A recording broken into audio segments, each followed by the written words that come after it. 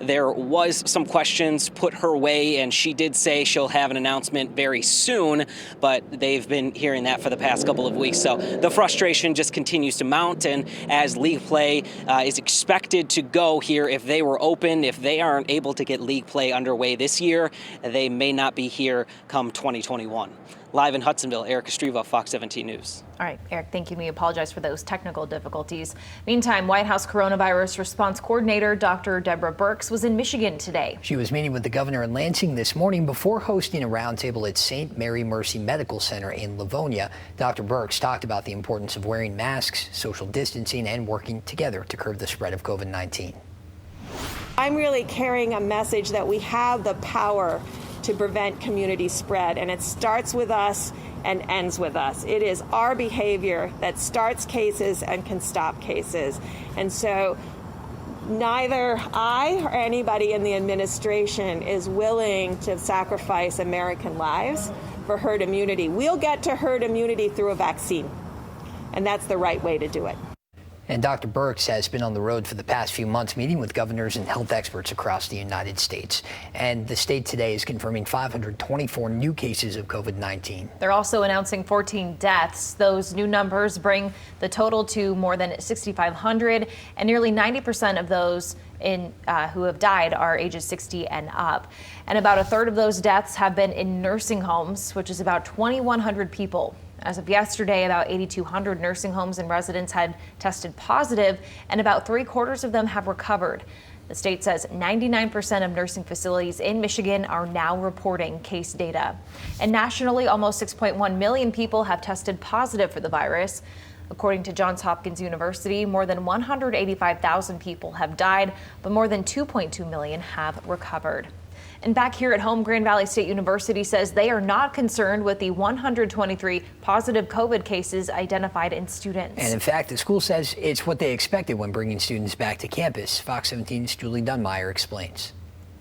This is one of the locations on Grand Valley's campus where students who are asymptomatic come when it's their turn to be randomly tested. Part of what the university says they're doing to try to keep track of asymptomatic carriers and therefore keep those numbers on campus low. More than 100 students at GVSU tested positive for the coronavirus. So every week, we will test between 2,500 and 5,000 individuals. The university's random testing program caught 62 of those cases. The other 61 comes from independent testing done off campus. It wasn't as bad as when I got tested at home because I got to do it myself. GVSU freshman Allison Meter was among those 2,200 random tests, a process she says provides some comfort. But I appreciate that they're keeping an eye on things. Nursing sophomore Tiara Judkins agrees. Randomized testing is a good thing, though. I feel a little bit safe that they're doing that. Tiara was scheduled for a random test. But there's actually a 30-minute wait right now, so I'm going to reschedule for tomorrow. She says social distancing is kind of hard on campus, but I try my best to do it. Based on the randomized testing, about 2.5% of students are getting positive results.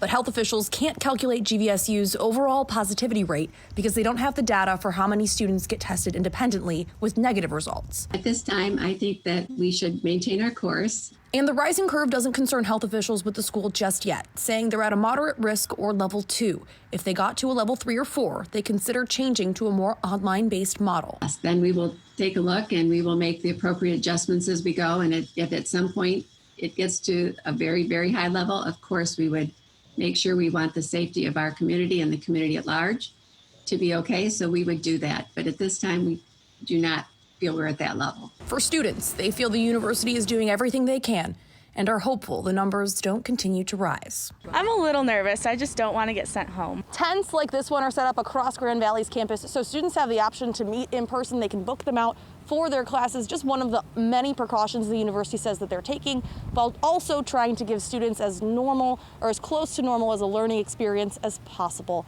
We'll, of course, continue to monitor the numbers here at Grand Valley State University. For now, Julie Dunmeyer, Fox 17 News. All right, Julie, thank you. More than 24 employees at a Kent County business, meantime, have also tested positive for COVID. Yeah, the Kent County Health Department is now confirming 26 cases of coronavirus tied to Byrne Electrical in Rockford. The first positive case came in last Monday. Byrne even shut down their operations for a short time to disinfect the plant, but employees are now back at work, and the company says they're doing daily temperature screenings and asking employees to self-monitor to prevent new cases from happening. We also are working with the Kent County Health Department. So we call them after every positive case. We talk to them, we help them with the contact tracing. Our employees here are like family to us, and ensuring the safety of our employees is our top priority. And Gorney added that they have been requiring face masks at all times to keep everybody safe. One pastor in Kalamazoo is now considered a fugitive after not turning himself in on 11 felony charges. Some of those include child abuse, human trafficking, and sexual activity with a child. State police say Reverend Strickland called authorities this morning claiming that he was having car trouble and couldn't make the time that he was expected to appear. In September 2018, state police said that Strickland was accused of criminal sexual conduct and pandering. His case is now assigned to the MSP Fugitive Task Force. And Albion police are asking anyone who may have had contact with a fake police officer to give them a call. The suspect apparently pat searched an Albion college student last Friday. Albion police and the Calhoun County Sheriff's Office both looked into that incident, saying that none of their officers were involved. Investigators executed a search warrant yesterday at a home in Marengo Township. That's where they interviewed a man living there, but no word on any arrests tonight. So if you know anything, call that number on your screen. And the Grand Rapids Police Department giving us an update on the string of break-ins that have been happening this summer. Detectives say that since June alone, they've investigated more than 60 car dealership and cell phone store break-ins involving the same group of approximately 20 kids. A lot of times they say they're stealing cars just to use them in other burglaries, mainly along 28th and Leonard Streets. Police also say those cars are being used in more serious crimes like drive-by shootings. Call them if you know anything. A man is in custody accused of stabbing another man in Van Buren County last night. Deputies were called to the area of 39th and 68th Avenue in Paw Paw Township around 9 p.m. We're told the victim was stabbed multiple times below the chest. He was able to drive himself to the hospital and is expected to be okay. Deputies say the suspect, a 26-year-old man from Indiana, was found hiding later in a nearby barn. Charges haven't been released yet. And state police believe that alcohol may have played a role in a deadly crash in Montcalm County last night. It happened just before 10 p.m. off Briggs Road in Maple Valley Township. MSP say the 27-year-old driver was heading west on Briggs when he lost control, went off the road, and flipped his car. He died at the scene. Nobody else was hurt. We don't know anyone's name tonight. Muskegon police are investigating a hit-and-run crash that left one man dead. It happened just before 4:30 last night at the intersection of Shoreline Drive and Ottawa Street. The motorcyclist, 44-year-old Gilbert Martinez Jr., died at the scene. Police are asking any witnesses to come forward. They're also looking for the driver of this silver Chevy Malibu who may have known what happened. And still ahead, as we told you earlier, today marks 75 years since the end of World War II, and West Michigan is doing a lot to honor the greatest generation. Yeah, we had a flyover. We brought you live at the top of the hour, and after the break, we're going to hear from a 95-year-old veteran on his time in the service and his transition from life overseas to West Michigan. Tomorrow looks windy but warm, highs well into the 80s, but I'll show you when our highs may not make it much above 70 after this.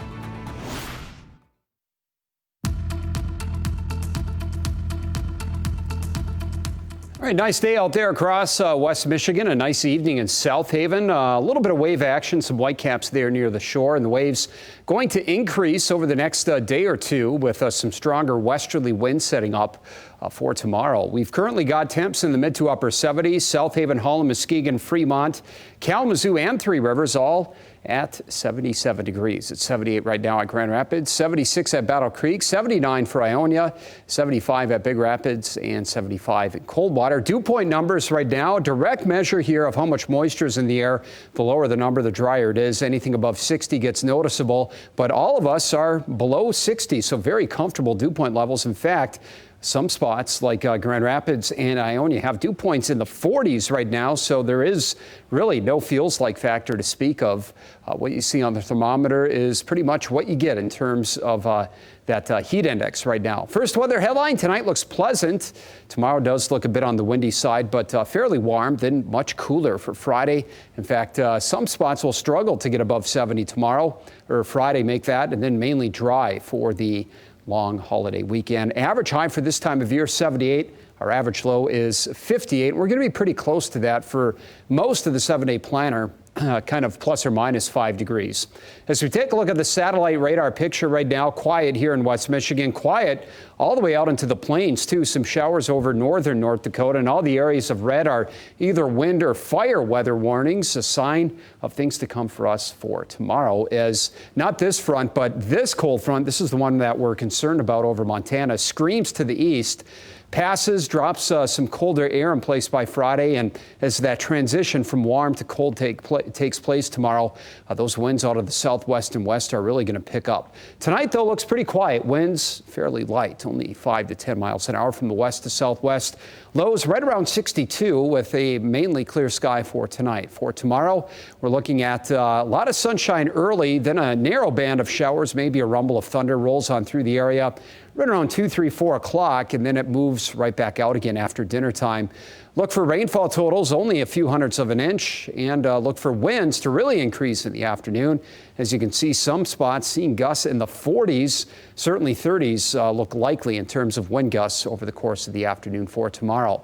High temps right around 83 for tomorrow with partly cloudy skies and a chance of an afternoon shower, maybe a rumble, but rain totals once again look very light for tomorrow. We clear right back out again Thursday evening. Friday looks mostly sunny to start. A few clouds build into the afternoon.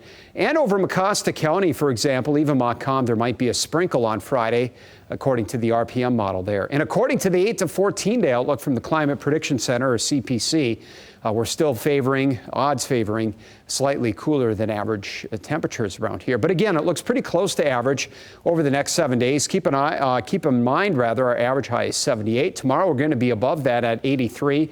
Somewhat below that, though, on Friday with a high of only 72. Once again, tomorrow looks windy, breezy still for Friday. Saturday, lighter winds. Very pleasant day for the first day of the long 3-day holiday weekend, and pretty nice on Sunday, too. We do have a lightning bolt there representing only a slight chance of a thunderstorm. Highs near 78, 82 for Monday. Labor Day looks good, and then we have a chance of rain returning Tuesday and Wednesday.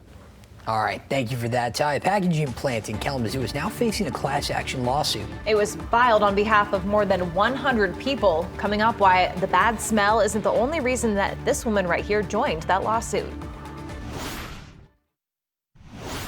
Thanks for staying with us this hour. I'm Doug Reardon. And I'm Annie Satowski. A class action lawsuit filed against a packaging plant in Kalamazoo. Residents say that they're fed up with the odor coming from the plant and that it might be affecting their health, too. Our Lauren Edwards joins us live after talking to one woman on that lawsuit about her concerns. Lauren. Yeah, Doug and Annie, I got a chance to speak with her this afternoon, and she says that basically her concerns stem from the buildings behind me. It lets out a smoke and an odor that she believes is making her sick.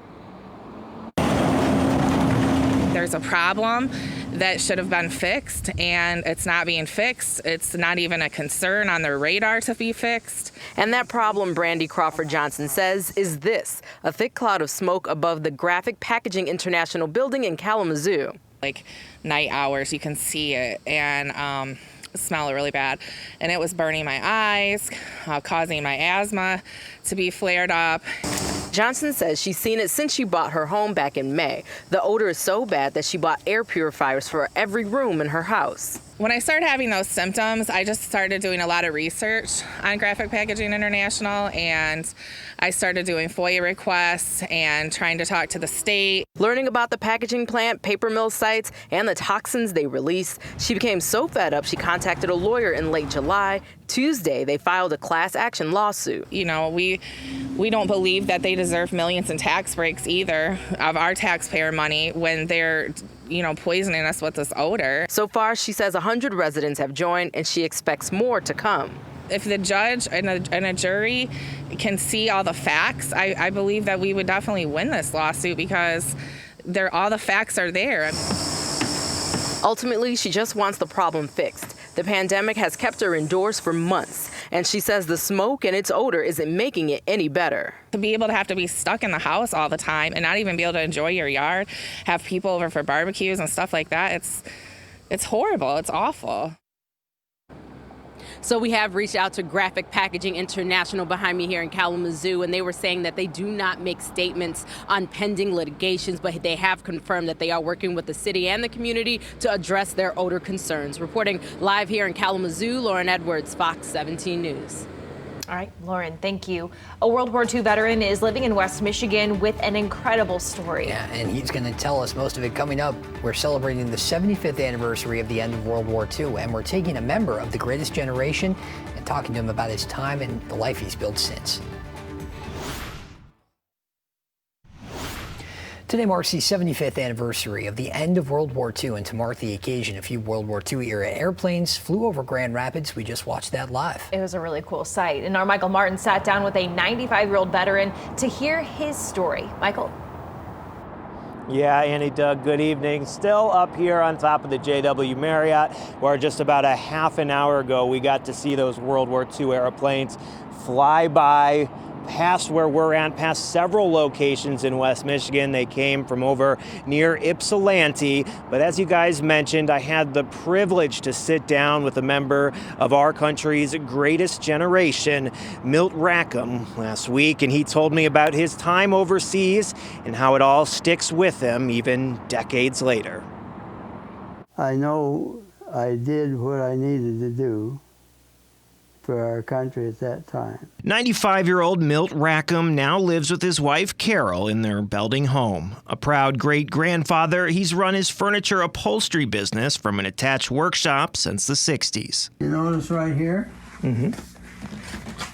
How this broke? But long before that, he spent 5.5 years serving his country. Following the attacks on Pearl Harbor,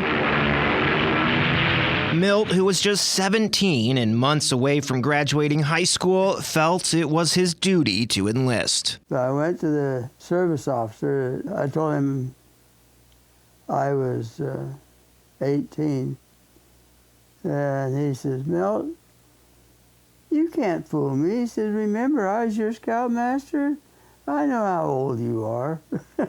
Milt did stay to graduate as one of only 4 men remaining at his school. The rest had already been sent overseas, but his recruiter relented and he was shipped off to basic training near Boise, Idaho. Nearing the end of his time there, a particular comment made by another soldier sticks with him to this day. There was a couple of gentlemen sitting there.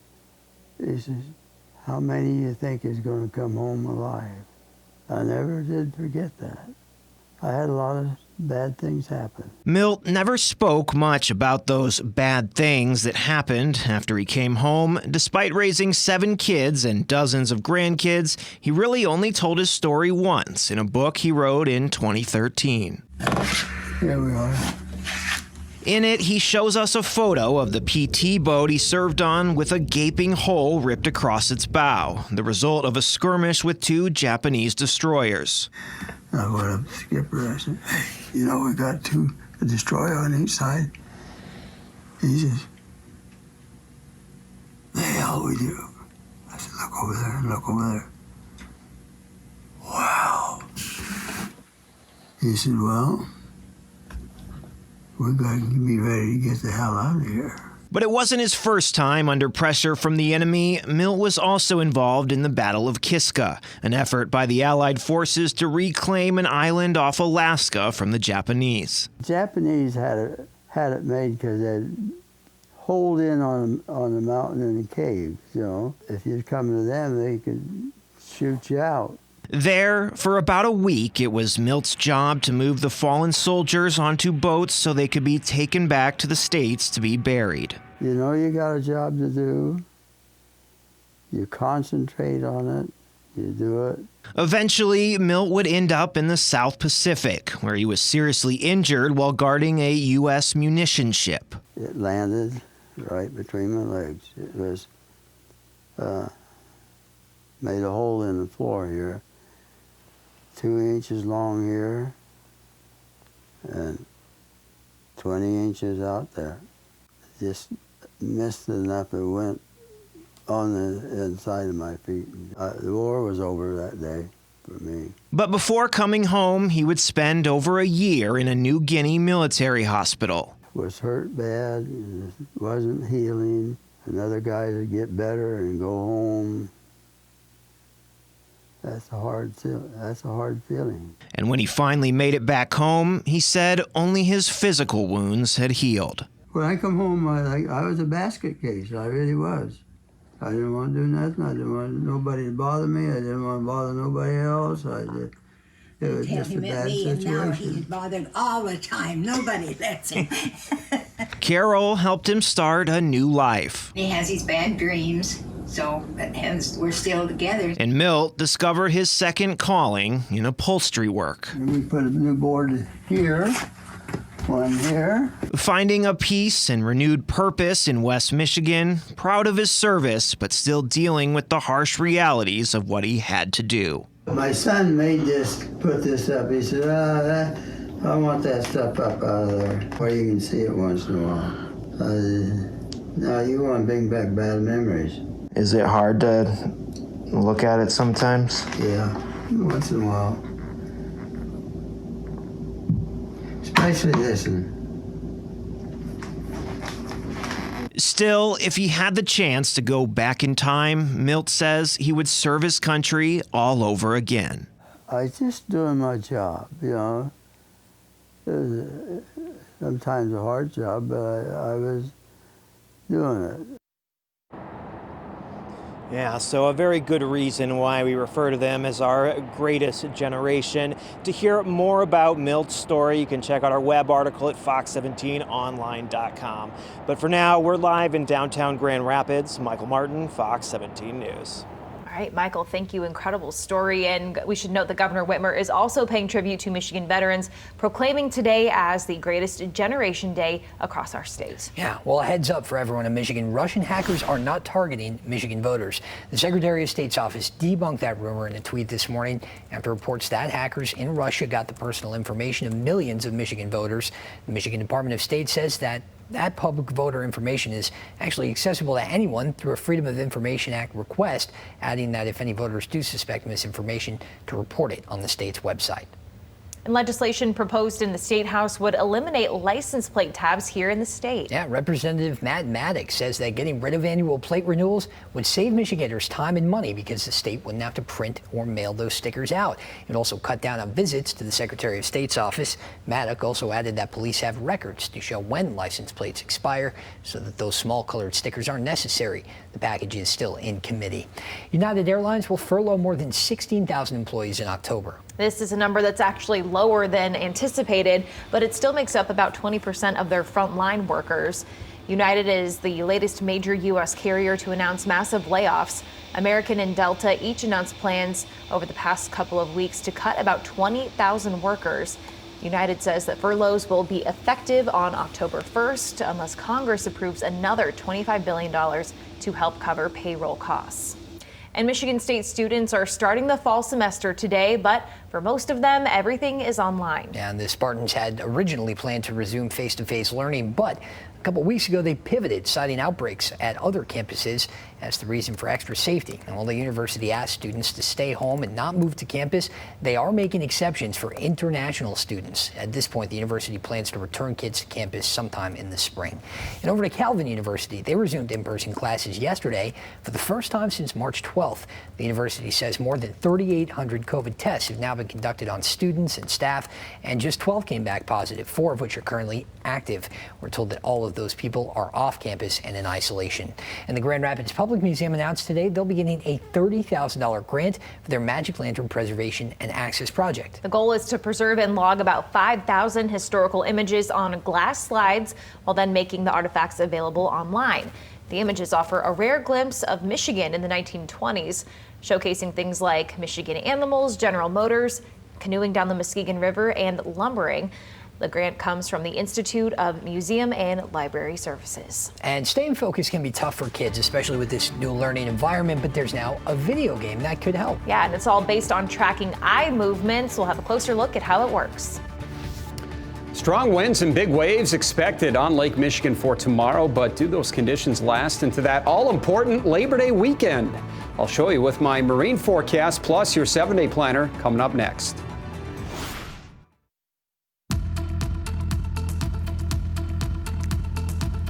All right, some wispy high cirrus clouds in Stanton. That's about it. Otherwise, mostly sunny out there, not only here, but across most of West Michigan. A very pleasant evening here on your Wednesday with comfortable temps and low humidity values as well. Mid to upper 70s across the board. Coldwater, Big Rapids, the cool spots at 75, but there's not a whole lot of difference east, west, north, south. You can see the warm spot 79 in Benton Harbor, Holland 77, 75 at South Haven, Kalamazoo 77, Grand Rapids sitting at 78 and at 76 in Battle Creek. You can see that temperatures here are on the plus side since that somewhat showery weather that we had for much of the area at this time yesterday. We're up by generally between 4 and 9 degrees since that time.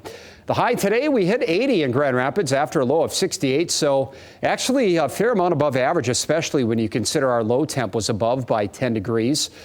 We hit 79 at Muskegon and Holland. Kalamazoo topped out at 81. It was 80 in Battle Creek after a rather muggy start at 67. It does look a little bit cooler for tonight and much cooler for tomorrow night as a cold front pushes on through, and that front's going to bring some fairly gusty winds for tomorrow afternoon. In fact, we've got wind advisories, also a fire weather warning, although we're not worried about that here, in effect for areas of the Dakotas, Montana, and Wyoming, as a strong southwesterly wind out ahead of this approaching cold front is being generated here.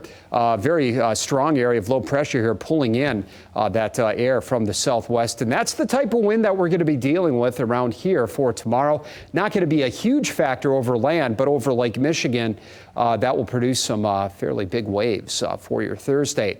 Tonight, though, we're looking at mostly clear skies. Look for a low temp right around 62. So once again, a little bit cooler than last night, a little bit more pleasant. You can probably get away with opening up the windows for tonight. And then for tomorrow, plenty of sun, warm temperatures, a narrow band of showers as that cold front pushes on through. Could be a rumble of thunder as well, but nothing severe. And then the sun breaks out again by dinner time. So anything that happens in terms of rainfall, it just isn't going to be much. In fact, as we take a look at rainfall totals here, pretty paltry, only a few hundredths of an inch across the area. Winds, though, going to be pretty significant on the other hand. Sustained winds in the teens here, gusts in blue, you can see in the 30s, and even some 40s in spots, especially north of Grand Rapids as we head into the afternoon. Look for a high of 83 for tomorrow and a slight chance of a shower or storm. Quite windy and very windy on Lake Michigan. West to northwest winds in the afternoon at 25 to 30 knots.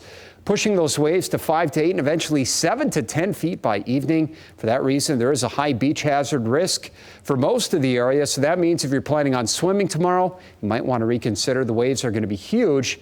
And we're also looking at those dangerous rip currents and structural currents that you'll be dealing with as well. And an extended outlook on Lake Michigan here. Morning, rather for this weekend, I should say. Friday, Saturday into Sunday, 6 to 8 foot waves on Friday. Saturday, only 1 to 2 feet. So better beach day on Saturday. Sunday looks a bit iffy with 3 to 5 footers and a slight chance of a thunderstorm. Fox 17 7-day planner looks dry on Saturday and slightly warmer. Still cool at night, too, with a high of 77. 78 for Sunday. That chance of storms only a slight one now. We've downgraded that over yesterday. So we might escape with a dry weekend in many spots. 82 for Labor Day itself with partly cloudy skies. And then the rain chances return for the middle of next week.